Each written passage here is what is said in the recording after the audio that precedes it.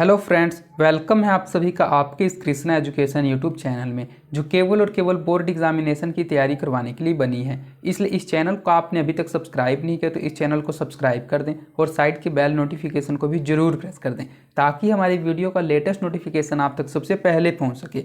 आज मैं आपको आपके मैट्रिक बोर्ड परीक्षा 2024 की तैयारी के लिए कक्षा 10 हिंदी गोधूली भाग 2 का चौथा पाठ नाखून क्यों बढ़ते हैं, जिनके लेखक हैं हजारी प्रसाद द्विवेदी जी, उसका सब्जेक्टिव क्वेश्चंस करवाने वाला हूं। अर्थात आज मैं आपको नाखून क्यों बढ़ते हैं उस पाठ का जो बुक में सब्जेक्टिव क्वेश्चंस रहता है वही बुक का लघुत्तरीय प्रश्नोत्तर पढ़ाने वाला हूं। अगर आप इस पाठ की व्याख्या की वीडियो को देखना चाहते हैं तो आप डिस्क्रिप्शन में प्लेलिस्ट में जाकर इसके व्याख्या को भी देख सकते हैं। और यहाँ सभी विषयों का PDF बिल्कुल फ्री दिया जाता है, तो इस फ्री PDF को प्राप्त करने के लिए आप हमारे टेलीग्राम चैनल को ज्वाइन कर लीजिए। टेलीग्राम चैनल का लिंक डिस्क्रिप्शन में भी दिया हुआ है और आप टेलीग्राम एप्लीकेशन में कृष्णा एजुकेशन को सर्च करके भी ज्वाइन हो सकते हैं। तो चलिए बिना किसी देरी के इस क्लास को स्टार्ट करते हैं। पाठ के साथ में हमारा पहला क्वेश्चन है, नाखून क्यों बढ़ते हैं। यह प्रश्न लेखक के आगे कैसे उपस्थित हुआ था।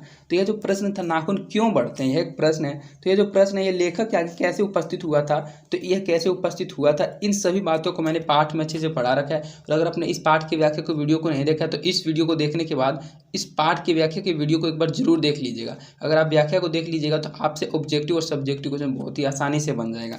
तो नाखून क्यों बढ़ते हैं, यह प्रश्न लेखक के आगे जब उपस्थित हुआ था जब उसकी जो छोटी पुत्री थी उन्होंने ही उपस्थित किया था। मतलब जो आचार्य हजारी प्रसाद द्विवेदी जी थे उनकी छोटी पुत्री ने उनसे एक बार पूछ दिया था कि नाखून क्यों बढ़ते हैं। तो नाखून क्यों बढ़ते हैं यह प्रश्न लेखक के आगे लेखक की छोटी पुत्री ने उपस्थित किया था, अर्थात लेखक की छोटी पुत्री ने पूछा था। बढ़ते नाखूनों द्वारा प्रकृति मनुष्य को क्या याद दिलाती है। जो बढ़ते नाखून हैं वे बढ़ते नाखून जो प्रकृति है वह मनुष्य को क्या याद दिलाती रहती है। बढ़ते नाखूनों द्वारा प्रकृति मनुष्य को याद दिलाता है कि मनुष्य कभी लाख वर्ष पूर्व नख दंत अवलंबी था, पशुत्व भाव को प्राप्त किए था, नखों के द्वारा ही प्रतिद्वंदियों को पछाड़ता था, नख कट जाने पर इसको डांट पड़ता होगा इत्यादि। बढ़ते नाखून जो है यह जो प्रकृति है मनुष्य को एक बात याद दिलाती है कि बढ़ते नाखूनों द्वारा जो प्रकृति है मनुष्य को याद दिलाता है कि बहुत लाख वर्ष पूर्व मनुष्य का जो नाक था वही तो दंत अवलंबी था, पशुत्व भाव को प्राप्त किए था। और पुराने समय में जो प्राचीन मानव होते थे उनके जो अस्त्र शस्त्र होते थे वे नाखून ही होते थे, और वे नाखून के द्वारा अपने प्रतिद्वंदियों को मतलब अपने विरोधी पार्टी को पछाड़ता था, अर्थात हराते थे लड़ाई में। और नख कट जाने पर ऐसा सोच रहे हैं कि हजारी प्रसाद द्विवेदी जी कि नख इस प्रकार जैसे अभी के टाइम में नाखून नहीं काटा जाता है, बढ़े हुए नाखून को देखकर हमारे माता पिता हम लोगों को डांटते हैं कि नाखून को काट लो। लेकिन पुराने समय में जब नाखून कोई काट लेता होता तब उसको डांटा जाता होगा कि तुमने नाखून क्यों काट लिया, क्योंकि यह उस समय उनके अस्त्र शस्त्र का काम करता था। लेखक द्वारा नाखूनों को अस्त्र के रूप में देखना कहाँ तक संगत है। जो नाखूनों को अस्त्र के रूप में देखा जाता है वह लेखक के द्वारा कहाँ तक संगत है कि हाँ नाखूनों का अस्त्र के रूप में कहाँ तक प्रयोग किया जा सकता है। तो नाखून ही मानव के अस्त्र से आज से लाख वर्ष पूर्व जब जंगल में रहता था अपने पैने नुकीले नख से अन्य जीवों को आहट कर पेट भरता था, अपने नाखून के प्रहार से प्रतिद्वंदियों को पछाड़ता था। इसलिए नाखूनों को अस्त्र के रूप में देखना युक्ति संगत है। तो जैसा कि इसे पहले वाले क्वेश्चन में हमने आपको एक्सप्लेन कर दिया है कि जो लेखक थे उन्होंने नाखूनों को अस्त्र के रूप में इसलिए दिखाया है क्योंकि जो प्राचीन मानव होते थे वे हजारों वर्ष पूर्व लाखों वर्ष पूर्व जंगल में रहा करते थे और अपने पैने नुकीले नख से अर्थात अपने पैने नुकीले नाखून से किसी भी जीव को आहट करके अर्थात मार करके उसको चीर फाड़ करके अपना पेट भरते थे, और अपने नाखून के प्रहार से वे अपने प्रतिद्वंदियों को पछाड़ते थे, अपने विरोधी को हराते थे। इसलिए नाखूनों को अस्त्र के रूप में देखना जहाँ तक संगत नहीं बिल्कुल ही युक्ति संगत है। मनुष्य बार बार नाखूनों को क्यों काटता है, यह भी क्वेश्चन बहुत ज़्यादा इंपॉर्टेंट है। अधिकतर बार बोर्ड एग्जाम में पूछा गया। आपको इन क्वेश्चन को सिर्फ अच्छे से समझना है, रटना नहीं। अगर आप क्वेश्चन को सिर्फ अच्छे से समझ जाइएगा तो आप अपने लैंग्वेज के अनुसार भी एग्जाम में कुछ ना कुछ आंसर जरूर लिख के आइएगा। तो आप सिर्फ ध्यान से मेरी बातों को सुनते ही चलिए, आपको सभी के सभी क्वेश्चन इस वीडियो में ही समझ आ जाएंगे। तो क्वेश्चन यह है कि जो मनुष्य होते हैं वे बार बार नाखूनों को क्यों काट लेते हैं। तो नाखून जो होता है वह मनुष्य का प्राचीनतम हथियार है। जिस समय मनुष्य पशु की भांति अर्थात पुराने समय पता आपको हम लोगों बंदर की भांति थे अर्थात पशु की भांति थे, तो जिस समय जो मनुष्य था वह पशु की भांति जीवन व्यतीत कर रहा था, आज मनुष्य उस पाशविक वृत्ति को छोड़ चुका है। मानवीय गुण आ जाने के कारण पशुता का त्याग करना ही उचित मानता है। इसलिए मनुष्य नाखून को अपना हथियार नहीं बनाना चाहता है। नाखून बढ़ते हैं, इसका बढ़ना मनुष्य की सहजात वृत्ति है और वह बढ़ता रहेगा, वह 4 बार बढ़ेगा, 4 नहीं या बार बार होना चाहिए था, वह बार बार बढ़ेगा, लेकिन मानव पशुता की ओर अधोगामिनी वृत्ति नहीं अपनाएगा, उसे बार बार काटता रहेगा और काटता ही रहेगा। तो इस क्वेश्चन के जरिए लेखक बताते हैं कि जो मनुष्य होते हैं वे बार बार नाखूनों को क्यों काटता है। तो पुराने समय में जब हम लोग पशु की भांति थे तो हम लोगों का जो अस्त्र शस्त्र था वह नाखून ही था, और जब हम लोगों ने पशुता को त्याग दिया अर्थात पशु के रूप को छोड़कर हम लोग मनुष्य गुण को अपनाकर मनुष्यता में प्रवेश कर चुके हैं, तो लेखक का कहना है कि अब हम लोगों का हथियार नाखून नहीं है, इसलिए हम लोगों को अपना हथियार किसी अन्य चीज़ को बना लेना चाहिए और नाखूनों को काट देना चाहिए, क्योंकि नाखून पशुता का प्रतीक है। लेकिन नाखून बढ़ते हैं तो इसका बढ़ना मनुष्य के शरीर की एक सहजात वृत्ति है, ये बार बार बढ़ते रहेंगे, लेकिन इसको बार बार काटना ही हम लोगों की मनुष्यता का प्रतीक है। वह बार बार बढ़ेगा, लेकिन मानव पशुता की अधोगामिनी वृत्ति नहीं अपनाएगा, उसे बार बार काटता रहेगा और काटता ही रहेगा। सुकुमार विनोदों के लिए नाखूनों को उपयोग में लाना मनुष्य ने कैसे शुरू किया, लेखक ने इस संबंध में क्या बताया था। जो सुकुमार विनोद थे उन्होंने नाखूनों का उपयोग लाना मतलब नाखूनों को अपने उपयोग में लाना शुरू कर दिया था। तो उसको उपयोग में लाना मनुष्य ने कैसे शुरू किया था और लेखक ने इस संबंध के बारे में क्या बताया। तो पहले के जो नाखून होते थे हमने आपको बताया कि नाखूनों को काट दिया जाता था अर्थात काट के फेंक दिया जाता था, लेकिन कुछ मनुष्य थे उसको अपने उपयोग में लाते थे। तो उसको उपयोग में किस तरह लाते थे इस क्वेश्चन में आप अच्छे से पढ़ लीजिएगा। तो आज से लगभग 2000 वर्ष पूर्व विलासी प्रवृत्ति के मनुष्यों ने नाखूनों को खूब सजाकर संवार कर उससे विविध प्रकार देकर काट छांट कर सुंदर और आकर्षक बनाते थे, जो उनके सुकुमार विनोदों के नाम में आता था। वात्सायन कामसूत्र के आधार पर लेखक ने उस कला को मनोरंजक बताया है। लेखक ने उस संबंध में यह भी कहा है कि उस समय लोग अपने नाखूनों को मोम से चीकना करते थे, आलता से रगड़ते थे। गोड़ देश से लंबे और दक्षिण देश के लोग छोटे नाखूनों को पसंद करते थे। नाखून बढ़ाने की प्रवृत्ति अधोगामिनी है, फिर भी भारतवर्ष उसे उचित मानता है।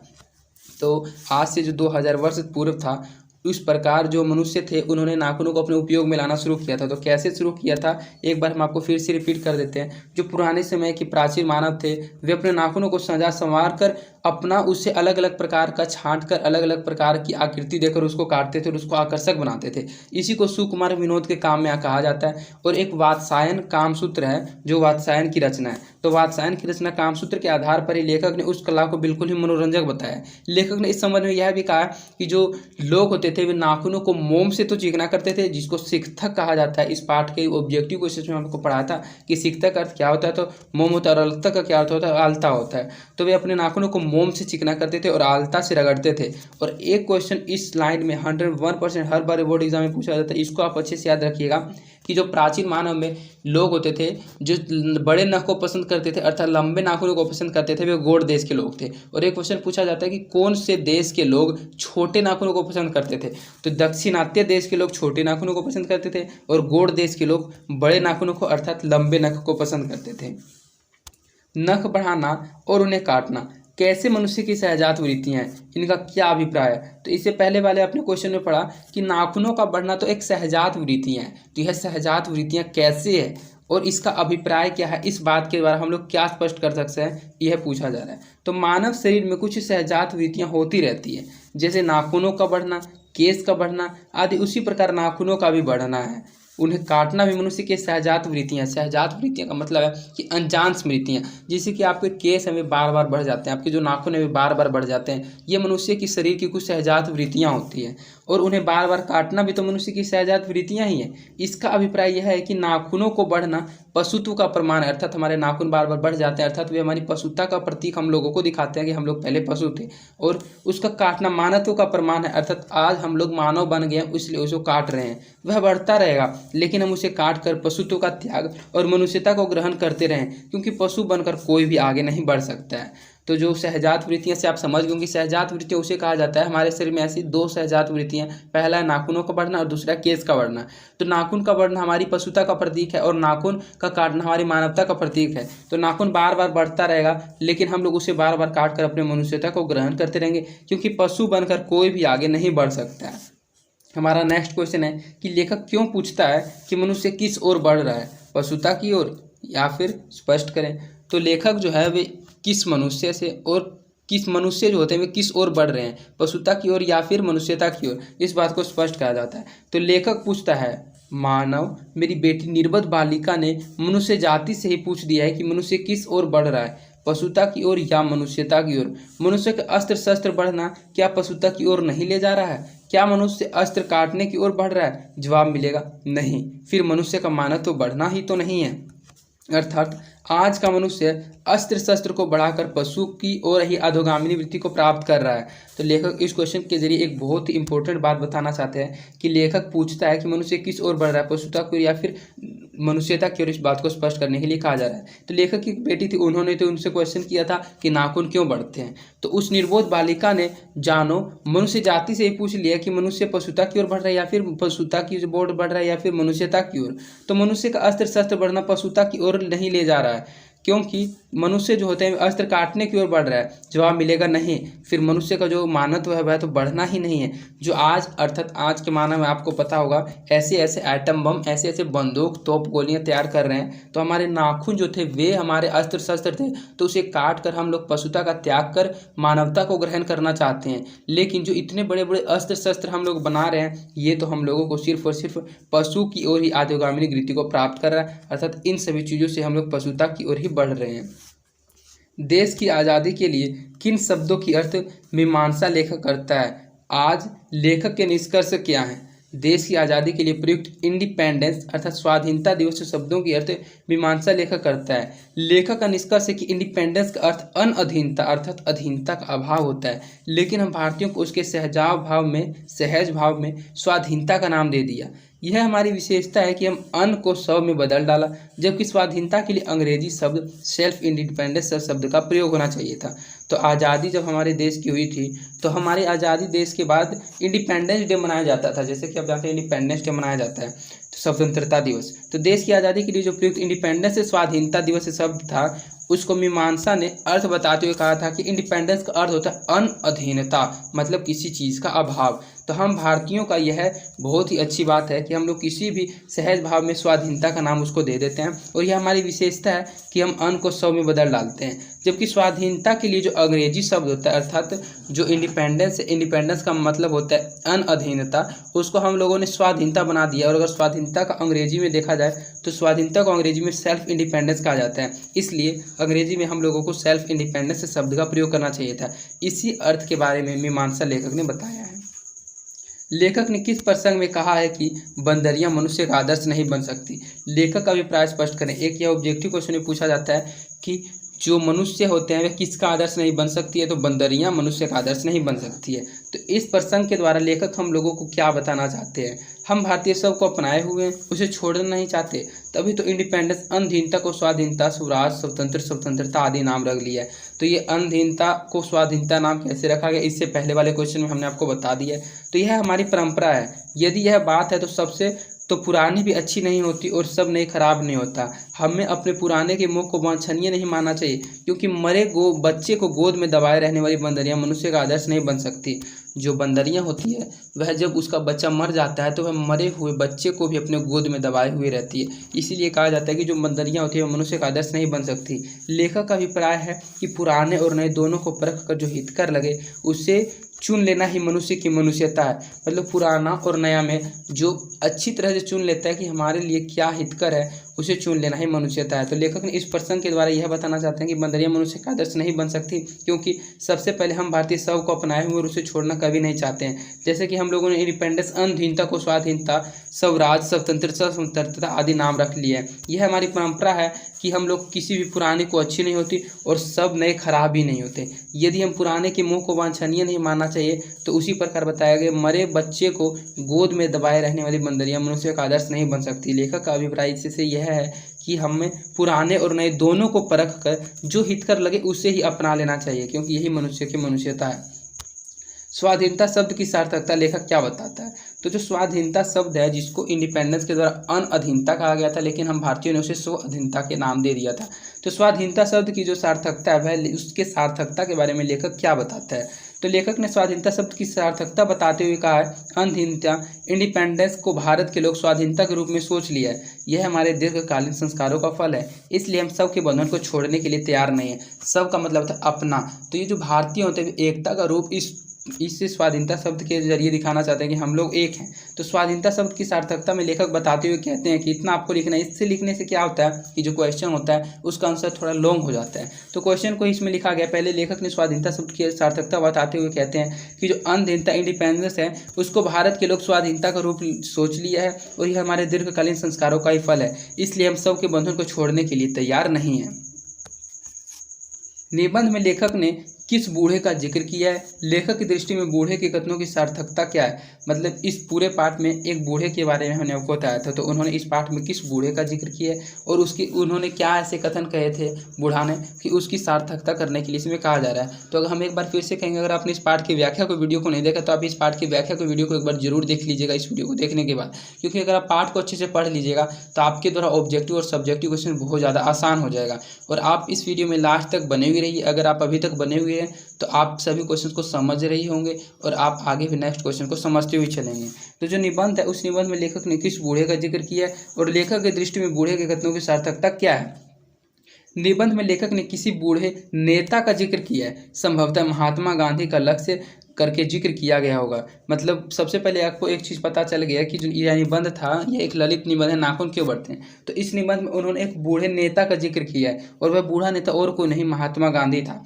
जब एक और बड़े नेता कह रहे थे वस्तुओं की कमी है, मशीन बैठाओ, उत्पादन बढ़ाओ और धन की वृद्धि करो और बाह्य उपकरणों को ताकत बढ़ाओ, दूसरी ओर वह नेता कह रहा था बाहर नहीं भीतर की ओर देखो, हिंसा को मन से दूर करो, मिथ्या को हटाओ, क्रोध और द्वेष को दूर करो, लोग के लिए कष्ट सही आराम की बात सोचो, प्रेम की बात सोचो, आत्मतोषण की बात सोचो, प्रेम ही बड़ी चीज़ है क्योंकि वह हमारे भीतर है, उच्छृंखलता पशु की वृत्ति है, सबका बंधन मनुष्य का स्वभाव है। वस्तुतः बूढ़े का कथन ही सार्थक है क्योंकि सब बंधन को मुक्त होने का तात्पर्य है मनुष्य अपने स्वभाव से मुक्त होना। हमारी जो वर्तमान में धारणा है कि बाह्य उपकरणों के द्वारा सफलता प्राप्त की जाती है, यह धारणा गलत है। हम अपने आप को परिवर्तन करने के लिए यदि प्रयत्नशील रहें तो हमारी सफलता भी स्वाभाविक होगी। तो इस पाठ में जो लेखक ने बूढ़े का जिक्र किया वह बूढ़ा सबसे पहले एक नेता था और वह नेता महात्मा गांधी था। तो जो पुराने समय के लोग थे वे कहते थे कि मशीन बैठाओ, वस्तुओं की कमी है, उत्पादन बढ़ाओ और धन की वृद्धि करो, और जो बाह्य उपकरण है मतलब जो अंग्रेज के उपकरण उन उपकरणों को अपनाएं। लेकिन जो ये थे महात्मा गांधी, उन्होंने कहा कि नहीं, बाहर की ओर नहीं अपने भीतर की ओर देखो, हिंसा को मन से दूर करो, मिथ्या को हटाओ, क्रोध और द्वेष को दूर करो, लोग के लिए कष्ट से आराम की बात सोचो, प्रेम की बात सोचो, आत्मतोषण की बात सोचो, प्रेम ही बड़ी चीज़ है क्योंकि हमारे भीतर है। तो इन सभी बातों से वे कहना चाहते हैं, इन सभी बातों से वे हम लोगों को समझाना चाहते हैं कि हम लोगों को सब बंधन के मुक्त होने का तात्पर्य मतलब हम लोगों को अपना भीतर की देखना चाहिए, मनुष्य को अपने स्वभाव से मुक्त होना। हमारी जो वर्तमान में धारणा है कि बाह्य उपकरणों के द्वारा सफलता प्राप्त की जा सकती है, हम लोग अभी सोचते हैं कि बिना किसी मशीन के द्वारा हम लोग स्वतंत्रता नहीं, सफलता को प्राप्त नहीं कर सकते हैं। तो यह धारणा मतलब यह सोचना बिल्कुल ही गलत है, क्योंकि हम अपने आप सब में परिवर्तन के लिए यदि प्रयत्नशील रहेंगे तो जो हमारी सफलता होगी वह भी जरूर स्वाभाविक होगी। तो इस पाठ में लेखक ने किस बूढ़े का जिक्र किया और वह बूढ़ा क्या कहना चाहता था, आप इस क्वेश्चन के जरिए जरूर समझ गए होंगे। हमारा नेक्स्ट क्वेश्चन है, मनुष्य की पूंछ की तरह उसके नाखून भी एक दिन झड़ जाएंगे। प्राणी शास्त्रियों के इस अनुमान से लेखक के मन में कैसी आशा जगती है? तो जैसा कि आप जानते होंगे कि मनुष्य के पुराने ज़माने में अर्थात प्राचीन मनुष्य के पूंछ हुआ करते थे, लेकिन वह समय के साथ साथ झड़ गया। तो उसी प्रकार पूछा जा रहा है कि पूंछ के साथ साथ नाखून भी एक दिन झड़ जाएंगे, क्योंकि नाखून का भी किसी प्रकार का कोई काम नहीं होता है।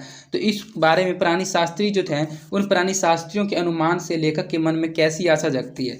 तो प्राणी शास्त्रियों का अनुमान है कि मनुष्य की पूंछ की तरह इसके नाखून भी एक दिन जरूर झड़ जाएंगे। इस अनुमान से लेखक के मन में आशा जगती है कि समय पाकर मनुष्य के पूंछ झड़ गए, मतलब ये सोचते हैं कि अगर मनुष्य की पूंछ झड़ गए तो मानव में मानव के गुण आने लगे, पार्श्व विकार दूर हो गए। ठीक उसी प्रकार पशुता के प्रतीक या बढ़ने वाला नाखून भी जब झड़ जाएगा तो मानव में शेष पाशु वृत्ति भी समाप्त हो जाएगी, मनुष्य मानवीय वृत्ति का संचार होने ही लगेगा।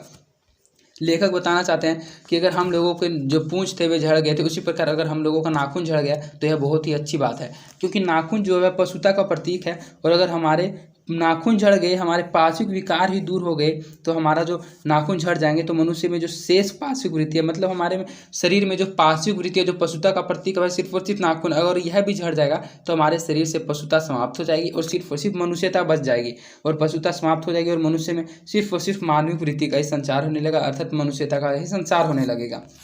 हमारा नेक्स्ट क्वेश्चन है, सफलता और चरितार्थता शब्द में लेखक अर्थ की विभिन्नता किस प्रकार प्रतिपादित करता है। मतलब ये जो शब्द हैं सफलता और चरितार्थता, तो लेखक जो हैं वे इन दोनों शब्दों में किस प्रकार भिन्नता बताते हैं, अर्थात ये दोनों शब्द में क्या डिफरेंस है, वे किस प्रकार बताते हैं, किस प्रकार प्रतिपादित करते हैं। तो मनुष्य की सफलता और चरितार्थता शब्दों में लेखक अर्थ भिन्नता प्रतिपादित को करते हुए सफलता मारक अस्त्र शस्त्रों के संचयन से उपकरणों की बहुलता से सफलता प्राप्त किया जाता है, जो कि आडंबर मात्र है, परंतु मनुष्य को चरितार्थता प्रेम में, मैत्री में, त्याग में और अपने को सबके मंगल के लिए निशेष भाव से दे देने में है।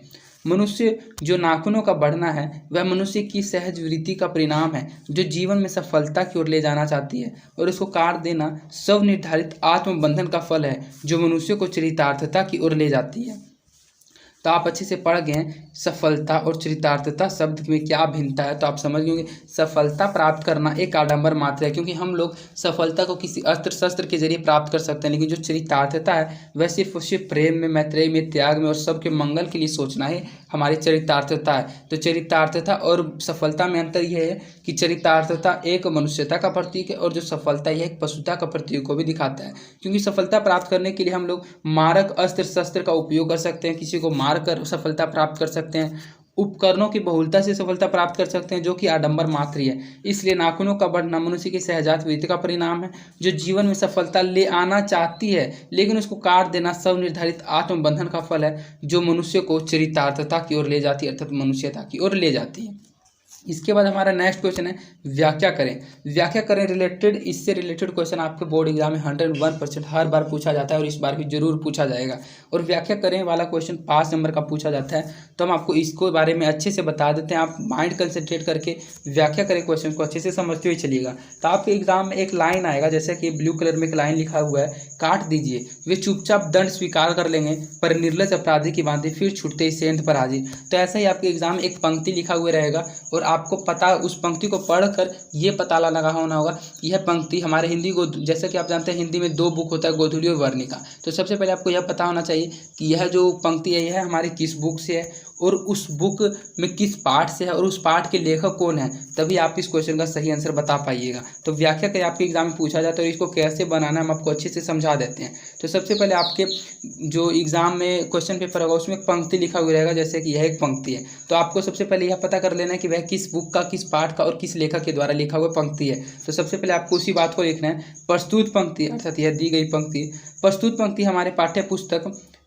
हमारे हिंदी की पाठ्य पुस्तक गोधूली भाग 2 के नाखून क्यों बढ़ते हैं शीर्षक निबंध से उद्धृत है। यह निबंध हजारी प्रसाद द्विवेदी जी की रचना है। इस पंक्ति में नाखून के बारे में कहा गया, नाखून बढ़ते हैं हम उसे काटते हैं। तो आप इतना अगर लिख दीजिएगा, इससे ही आपका 3 नंबर हो जाता है।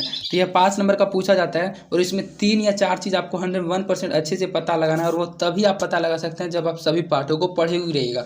तो हमने हिंदी गोधूली गद्य संपूर्ण व्याख्या 2022 की 2023 के प्लेलिस्ट में सभी पाठ के व्याख्या के वीडियो को पढ़ा रखा है और आगे भी पढ़ाते रहेंगे जिन पाठों को नहीं पढ़ा रखा है। तो अगर आप उस PDF को, उस प्लेलिस्ट को अच्छे से फॉलो कर लेते हैं तो आप सभी पाठ के पंक्ति व्याख्या करें क्वेश्चंस को नहीं छोड़ पाइएगा।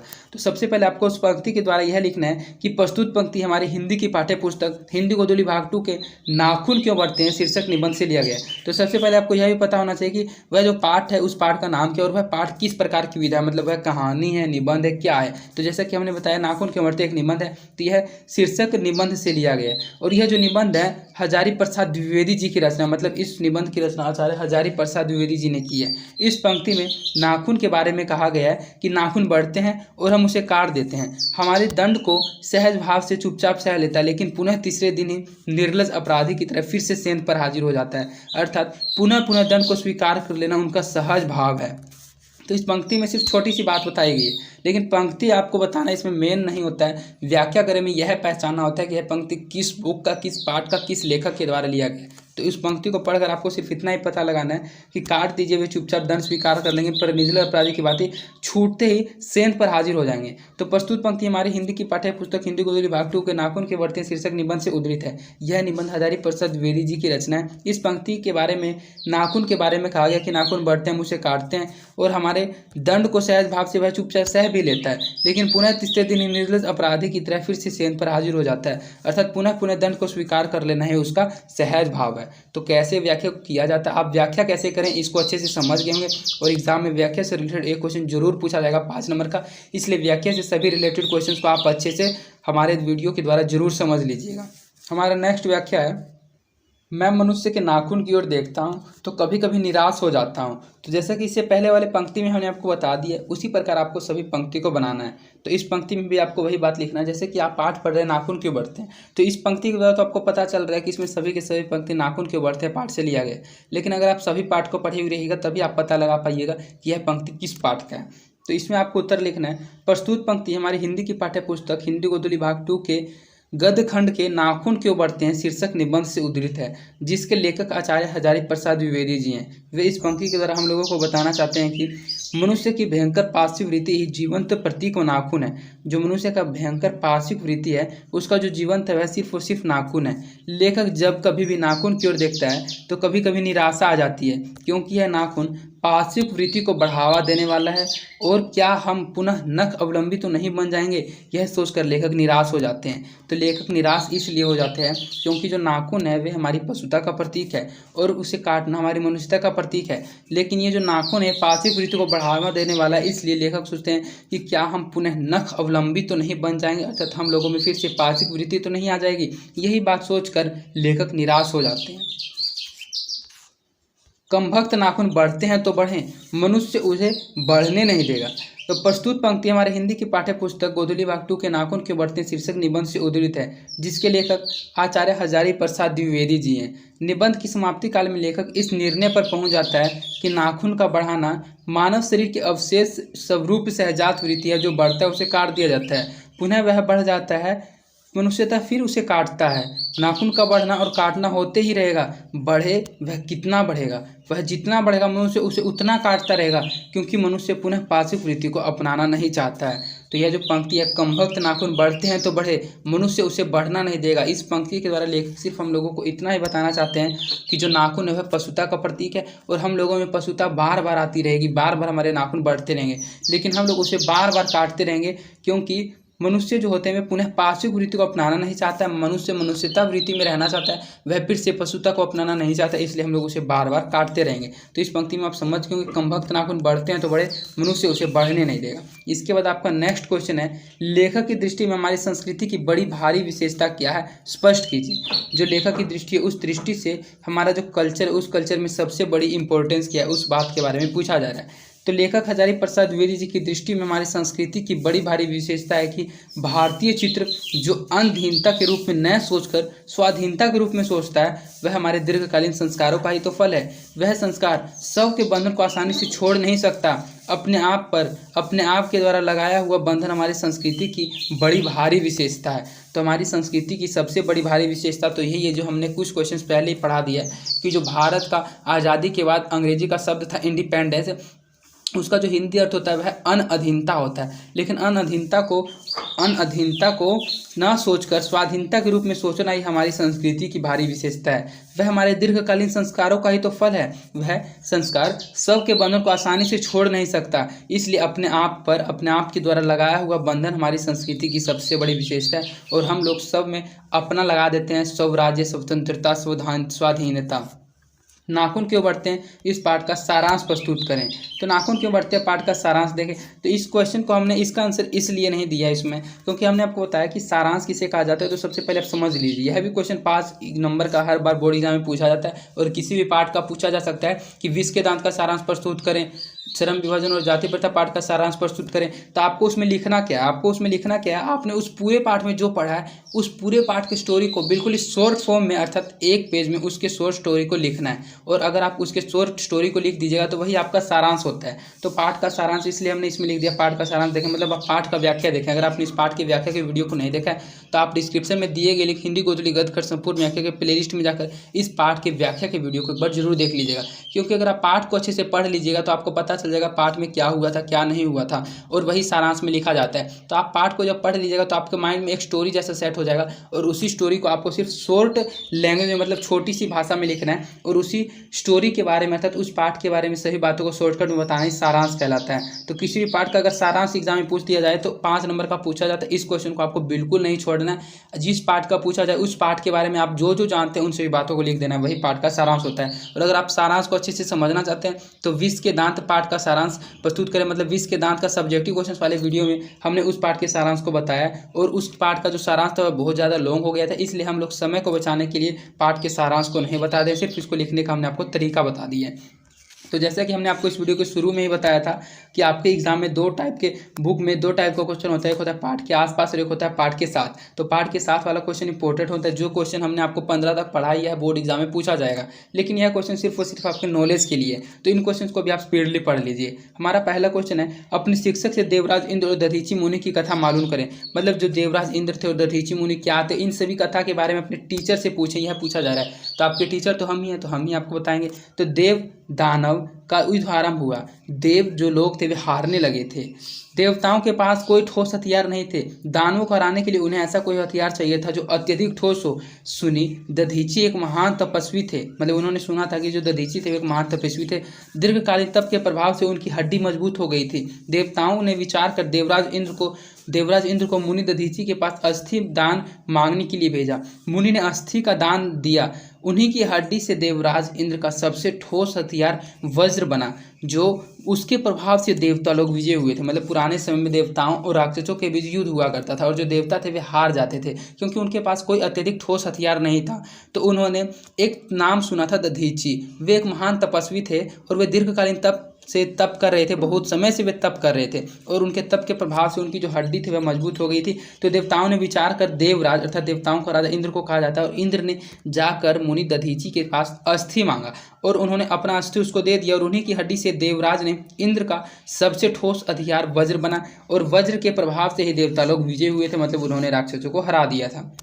हमारा नेक्स्ट क्वेश्चन है, लेखक ने कालिदास के जिस कथन का हवाला दिया है यह मूल रूप संस्कृत के शिक्षक से मालूम कर याद कर लें, और उस अर्थ को ध्यान में रखते हुए एक स्वतंत्र टिप्पणी लिखकर कक्षा में उसका पाठ करें। मतलब उसके बारे में कुछ बातें लिखकर कक्षा में सभी बच्चों को बताएं। तो अगर आप जिस स्कूल में जाते हैं उस स्कूल में इन सभी क्रियाकलापों को कर सकते हैं। तो लेखक ने कालिदास के माध्यम से यह कहने का प्रयास किया कि पुरानी या नई का विचार त्याग कर मनुष्य अच्छी बुरी बातों का परख कर हित के योग्य को स्वीकारना ही अच्छे मानव का लक्षण है। वस्तुतः मनुष्य की यह हमारी पुरानी परंपरा है, हमारी पुरानी संस्कृति है। चाहे हमारी यह परंपरा हमारे लिए अहितकर ही हो, यदि हम अच्छा मान लेते हैं तो हमारी भूल है। हमें अंधविश्वास से दूर हटकर विवेकपूर्ण विचार करना होगा। ये इस प्रकार नवीनता के मुंह को पढ़कर अहितकर को हितकर समझ लेना ही नवीनता के प्रति द्वेष, ईर्ष्या और परित्याग करना हमारे लिए दुख का कारण बन सकता है। तो कालिदास ने एक कथन कहा था, सब पुराने अच्छे नहीं होते और सब पुराने अच्छे नहीं होते और सब नए खराब नहीं होते। तो इस पंक्ति के द्वारा वह सिर्फ इतना ही बताना चाहते हैं कि हम लोगों को पुराना नहीं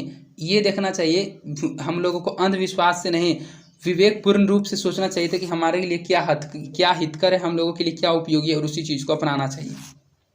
समय समय पर भारत में बाहर से आने वाली जातियों के नाम और समय से उनके इतिहास के मालूम करो। तो जो समय समय के साथ हमारे देश में बाहर से अन्य जातियाँ आई, उन जातियों के नाम को इस वीडियो में इस क्वेश्चन में पूछा जा रहा है। तो हम आपको बताते हैं, समय समय पर भारत में बाहर से अनेक जातियों का आक्रमण और आगमन होता है। आक्रमण का मतलब उन्होंने युद्ध में आकर बहुत से लोगों के साथ युद्ध किया है। तो कौन कौन से जाति थे जिन्होंने आक्रमण किया था और आगमन किया था, उसके कुछ प्रमुख भी हैं।